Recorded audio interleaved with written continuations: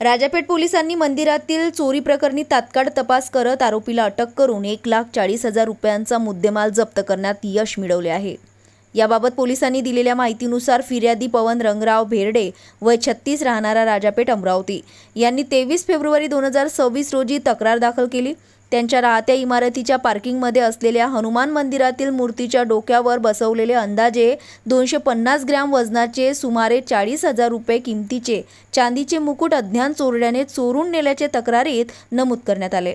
या प्रकरणी राजापेठ पोलीस ठाण्यात नोंदविण्यात आले।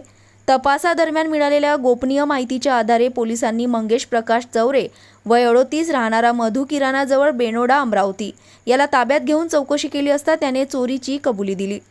त्यांच्या ताब्यातून हनुमान मूर्तीवरील सुमारे 250 ग्रॅम वजनाचा चांदीचा मुकुट किंमत अंदाजे 40,000 रुपये तसेच गुन्हा करताना वापरलेली होंडा कंपनीची स्प्लेंडर प्लस दुचाकी क्रमांक MS27DX 7680 किंमत अंदाजे 1,00,000 रुपये असा एकूण 1,40,000 रुपयांचा मुद्देमाल जप्त करण्यात आला। ही कारवाई पोलीस आयुक्त अमरावती शहर राकेश वोला, पोलीस उपायुक्त परेश श्यामधुंगे व सहाय्यक पोलीस आयुक्त कैलास पुणकर यांच्या मार्गदर्शनाखाली वरिष्ठ पोलीस निरीक्षक पुनीत कुलट, पौपनी मिलिंद हिवरे, पोहेका मनीष करपे, पोहेका पंकज खडे, महिला पोहेका रवी लक्षरितकर, पोका सागर भुजनवरे व पोका अर्जुन कदम यांच्या पथकाने केली।